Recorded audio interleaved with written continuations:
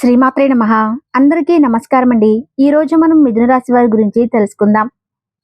మిథున రాశి వారికి ఏప్రిల్ మాసంలో 17, 18, 19, 20 తారీఖుల్లో మిథున రాశి వారి యొక్క పూర్తి జాతక ఫలితాల వివరణ గురించి తెలుసుకుందాం. మరి మిథున రాశి వారు గనుక ఇప్పుడే కొత్తగా మన ఛానల్ని చూస్తున్నట్లయితే దయచేసి ఛానల్ని అయితే సబ్స్క్రైబ్ చేసుకొని ఈ వీడియో మీకు నచ్చితే లైక్ చేసి సపోర్ట్ చేయండి. అలాగే వీడియోను చివరి వరకు చూసేదానికి ప్రయత్నించండి. అప్పుడే మీకు పూర్తిగా క్లియర్గా అర్థమవుతుంది. మరి ఈ 4 రోజుల్లో మిథున రాశి వారి జీవితం ఒక స్త్రీ వలన జరిగేటటువంటి మార్పుల గురించి తెలుసుకున్నట్లయితే ఆశ్చర్యపోక తప్పదు. ముఖ్యంగా మిథున రాశి జ్యోతిష శాస్త్రంలో 3వ రాశి. మిథున రాశికి అధిపతి బుధుడు. మృగశిర 3, 4 పాదాలు, ఆరుద్ర పునర్వసుకి 1, 2, 3 పాదాలు నక్షత్రాల వారు మిథున రాశి వారి పరిధికి వస్తారు. మిథున రాశి వారు మేధస్సుకు, వేగవంతమైనటువంటి మంచి మనసు, సమర్థవంతమైనటువంటి మాట తీరు, స్వభావం కలిగిన వారు. అలాగే వాయుతత్వం కలిగినటువంటి ఈ యొక్క మిథున రాశి వారికి ఆకుపచ్చ అదృష్టపు రంగు. అదృష్టపు సంఖ్యలు 3, 5, 7.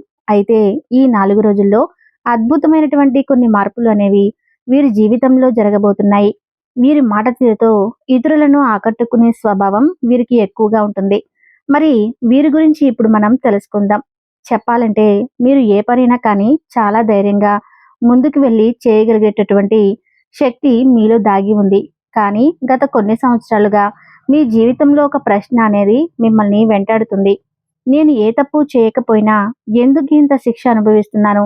దానికి కారణం ఈ జన్మలో అనేది కానే కాదు, మీ గత జన్మ కర్మబంధం. చెప్పాలంటే మీ జాతకంలో కర్మస్థానం అనేది చాలా బలంగా ఉంటుంది. అంటే మీరు గత జన్మలో ఎవరికో సహాయం చేసి ఉండవచ్చు. కానీ అదే సమయంలో ఎవరో ఒకరి మనసును తెలియకుండానే మీరు గాయపరిచి కూడా ఉండవచ్చండి. ఆ కర్మ ఫలితం వల్ల ఈ జన్మలో మీరు న్యాయం చేసిన అపనిందలు, మంచి చేసినా కూడా చెడుగా చూడటం, నిజాయితీగా ఉన్న మోసం, ఇవన్నీ కూడా మీరు ఎదుర్కొంటున్నారు. మీ జీవితంలో ఎప్పుడూ ఒకటే పాయింట్ అనేది కనిపిస్తుంది. మీరు కష్టపడతారు, ఫలితం రాగానే ఎవరో ఒకరు అడ్డుపడుతుంటారు, దానిని నమ్ముతారు. అలాగే ఎవరైతే బాధిస్తున్నారో వాళ్ళని నమ్ముతున్నారు, మౌనంగా ఉంటారు. అదే మౌనం మిమ్మల్ని కాల్చేస్తుంది. అయితే ఇది బలహీనత కాదు, చెప్పాలంటే మీకు కర్మ పరీక్ష అని చెప్పుకోవచ్చు. ఈ పరీక్ష పూర్తయిన తర్వాతే మీకు నిజమైనటువంటి విజయం అనేది దక్కాలని చెప్పి గ్రహస్థితి కూడా నిర్ణయించింది. అయితే ఈ సంవత్సరంలో మీ జీవితంలో విధి మలుపు అనేది తప్పకుండా ఈ నెలలో అనేది జరగబోతుంది. అది కూడా ఇప్పుడు చెప్పినటువంటి 4 రోజుల్లో. మీ జీవితంలో సాధారణమైనటువంటి నెల అయితే కానే కాదు. ఈ నెలలో మీ జాతకంలో కర్మస్థానం నుండి శని బయటకు కదలబోతుంది. దీని అర్థం ఏమిటంటే ఇప్పటి వరకు మీరు అనుభవించినటువంటి కష్టాలు, ఆలస్యం, నిరాశ, అన్యాయం ఇవన్నీ కూడా క్రమంగా తగ్గటం మొదలవుతాయి. రాబోయే 4 రోజుల నుండి మీ జీవితంలో ఒక స్పష్టత వస్తుంది. ఎవరిని నమ్మాలి, ఎవరిని దూరం పెట్టాలి, అలాగే ఏ దారి సరైనది, ఏ నిర్ణయం మీరు తీసుకోవాలి, ఇలా ఈ ప్రశ్నలన్నిటికీ కూడా మీకు లోపల నుండే సమాధానం వినిపిస్తుంది. అయితే ఇది దైవ సంకేతం. ఇంతకాలం మీరు ఇతరుల మాటలు విని మీ జీవితాన్ని నడిపారు. ఇప్పుడు మిమ్మల్ని మీరు నమ్ముకొని ఒక మంచి సమయం అనేది వచ్చింది. ఈ 4 రోజులు ఒక సరైన నిర్ణయాలు తీసుకుంటారు. ఆ నిర్ణయాల వల్ల మీ జీవితం మరింత ఎక్కువగా మంచి దారి అనేది మీకు కనిపిస్తుంది. ఈ రోజున మీరు బాధలు కాదండి, నిజాన్ని ఎంచుకోబోతున్నారు. అది మొదట బాధ అనిపిస్తుంది, కానీ అదే మీకు విముక్తి కూడా ఇస్తుంది. అయితే మీకు మొదలయ్యేటటువంటి అంతర్గత మార్పు అనేది చాలా గొప్పగా ఉంటుంది. బయట కనిపించే మార్పు కాదు, ఇది లోపల జరిగే మార్పు. అలాగే మీ మనసులో ఒక ఆలోచన అనేది కూడా బలంగా పుడుతుందన్నమాట. ఇంతకంటే ఇక నేను భరించలేను, ఈ యొక్క ఆలోచన అనేది మీ జీవితాన్ని మార్చేటటువంటి బీజం. ఇప్పటి వరకు మీరు సహించారని అందరూ మిమ్మల్ని బలహీనులుగా భావించారు. అయితే ఈ నెల చివరి నుండి మీ యొక్క సహనం అనేది ఏమాత్రం తగ్గదు. మీ ఆత్మ గట్టిపడుతుంది. మీరు ఇక ప్రతి విషయానికి సమాధానం ఎవరికీ చెప్పరు, ప్రతి మనిషిని నొప్పించరు, ప్రతి సంబంధాన్ని నిలబెట్టాలని చెప్పి ప్రయత్నించరు. ఈ మార్పు నిశ్శబ్దంగా మీలో వస్తుంది, కానీ ప్రభావం అనేది మాత్రం భూకంపంలా ఉంటుంది. మీ జీవితంలో కొంతమంది దూరం అవుతారు, కొంతమంది మీ నిజస్వరూపం అనేది తెలిసిపోతుంది. అది మీకు నష్టంగా అనిపించినా అసలు అది దేవుడు ఇచ్చినటువంటి రక్షణగా భావించండి. అయితే మీరు వెనక్కి తగ్గితే మరలా అదే చక్రం మీరు ముందుకు వెళితే కొత్త జీవితం. అలాగే ఈ నెలలో ఒక స్త్రీ వలన మారబోయేటటువంటి విధి, ఈ మార్పుకు ఒక ముందు కారణం ఆ స్త్రీ. ఆమె ఎవరో కాదండి. మీరు ఊహించినట్లుగా కూడా ఉండకపోవచ్చు. ఆమె ఎక్కువగా మీతో మాట్లాడకపోవచ్చు. ఆమె ఎక్కువగా మీకు కనిపించకపోవచ్చు కానీ ఆమె మాట అనేది మీ మనసులో నాటుకుపోతుంది. మీ జాతకంలో స్త్రీ శక్తికి చాలా ప్రాధాన్యం కనిపిస్తుంది. అది తల్లి కావచ్చు, భార్య కావచ్చు, లేదా సోదరి కావచ్చు, లేదా ఒక అపరిచిత మహిళ అయి ఉండవచ్చు. అయితే ఈ మహిళ మీ జీవితంలో ఒక నిజాన్ని మీ ముందుకు తీసుకొస్తుంది. ఆ నిజం మీరు తప్పించుకుంటూ వచ్చినటువంటి విషయం కావచ్చు. అయితే ఆమె మాటలో కోపం ఉండదు. కానీ సత్యం అనేది దాగి ఉంటుంది. ఆ సత్యం మీ కన్నీళ్లను బయటకు తీస్తుంది. మీరు ఏడుస్తారు కానీ ఆ ఏడుపు మీకు బలహీనత కాదు. అది మీలో ఉన్న భారాన్ని బయటకు పంపించే ఒక ప్రక్రియ. ఆ స్త్రీ వెళ్ళిపోవచ్చు లేదా మీ జీవితంలోనే ఉండవచ్చు. కానీ ఆమె ఇచ్చినటువంటి సందేశం, మాట మీతో ఎప్పటికీ ఉంటుంది. ఆ స్త్రీ దైవ సంకేతమే.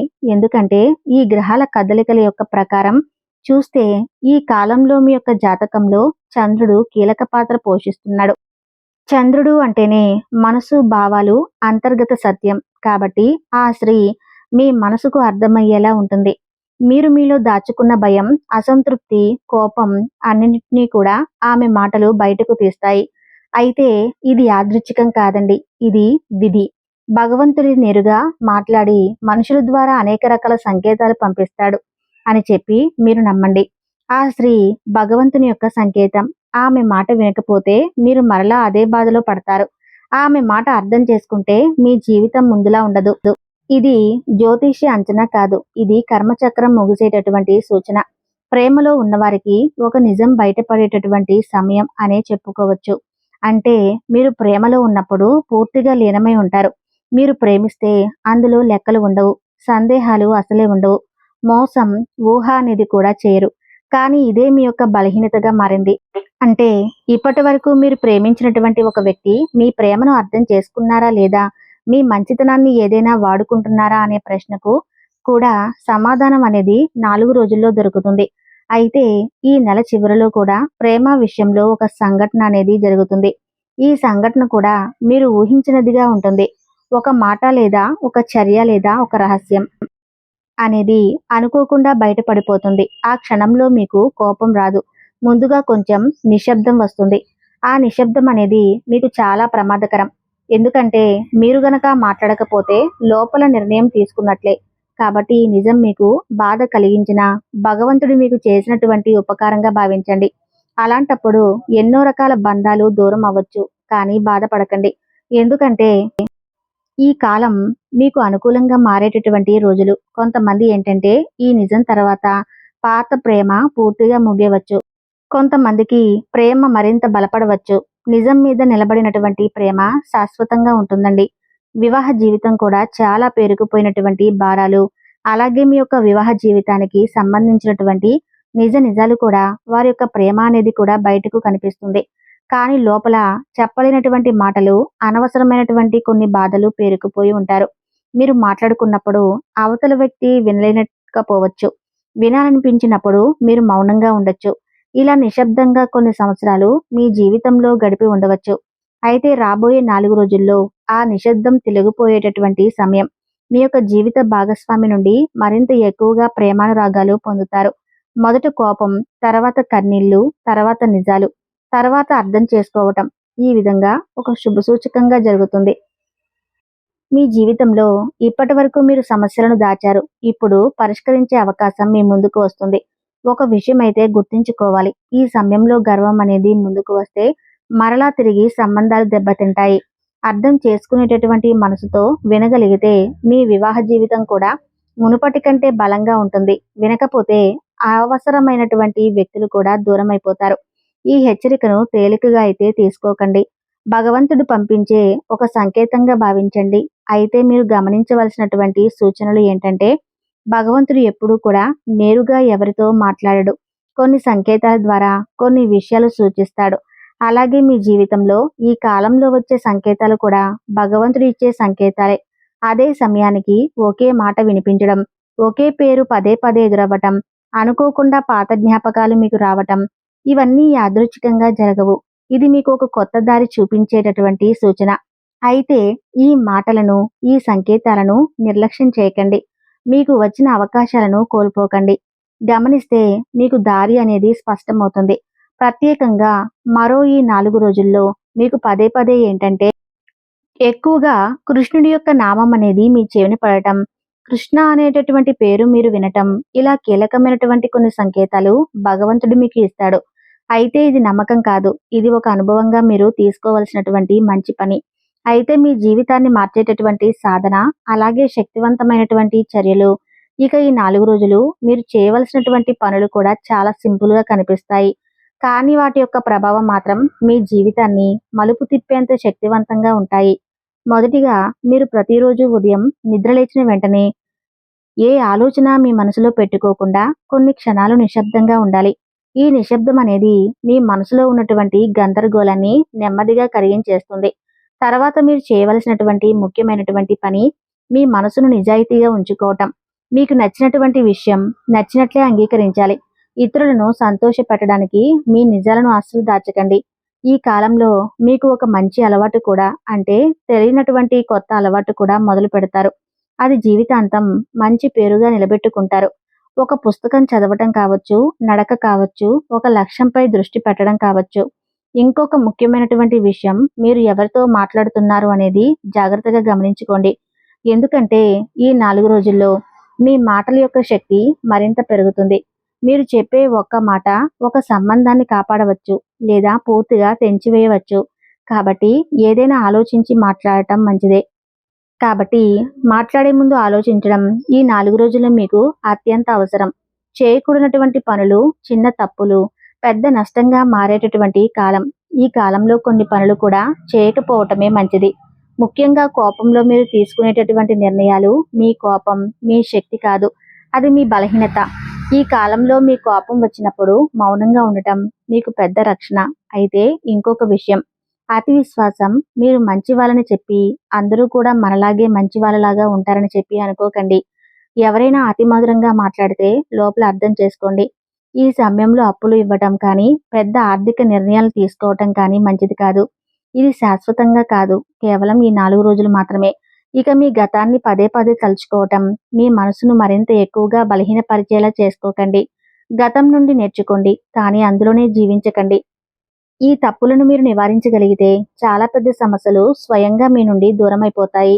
అలాగే ఈ 4 రోజుల్లో అవసరమైనటువంటి ఆధ్యాత్మిక సమతుల్యం మీ జీవితంలో ఈ కాలంలో గ్రహాల యొక్క ప్రభావం అనేది చాలా సూక్ష్మంగా కనిపిస్తుంది.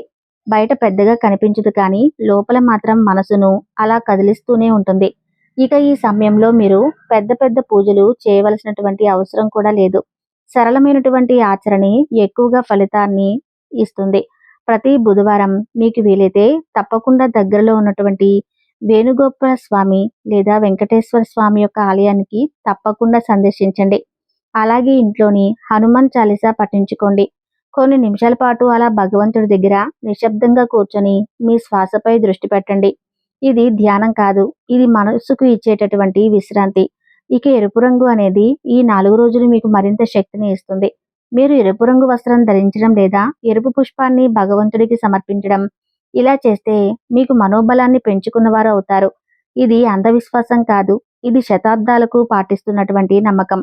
ఇక అలాగే గ్రహాలు ఒత్తిడి అనేది స్వయంగా తగ్గుతుంది కూడాను. ఇక అసలు విషయానికి వస్తే ఈ 4 రోజులు బలంగా మీ మనసులో ముద్రించుకోవాలి.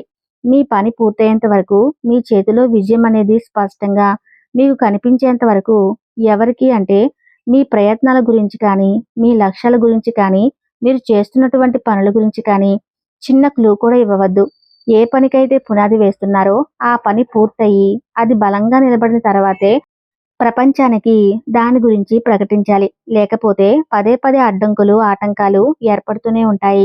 ఇక చివరి అత్యంత ముఖ్యమైనటువంటి విషయం ఏమిటంటే, మీరు మీ ప్రణాళికలను, అలాగే మీ రహస్యాలను, మీ కోరికలను, మీ సంతోషాన్ని మీలోనే దాచుకోవటం నేర్చుకోవాలి.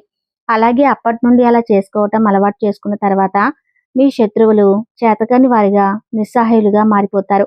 ఇక మీరు ఏం చేయబోతున్నారు, మీ తదుపరి అడుగులు ఏంటనేది ఎవరికీ అర్థం కాకుండా జాగ్రత్తగా ఉండాలి.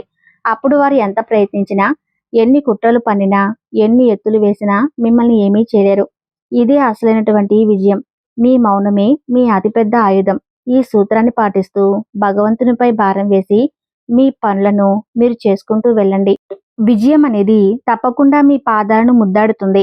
ఇక మిమ్మల్ని కంటికి రెప్పలా కాపాడే ఒక అదృష్ట దైవిక శక్తి మరెవరూ కాదు. అది మీ కులదేవత. అవునండి, మీ కులదేవత యొక్క ఆశీస్సులు మీకు తోడైతే ఇక మిమ్మల్ని ఆపగలిగే శక్తి ఈ ప్రపంచంలో మరెవ్వరికీ కూడా ఉండదు. ఇది అక్షర సత్యం.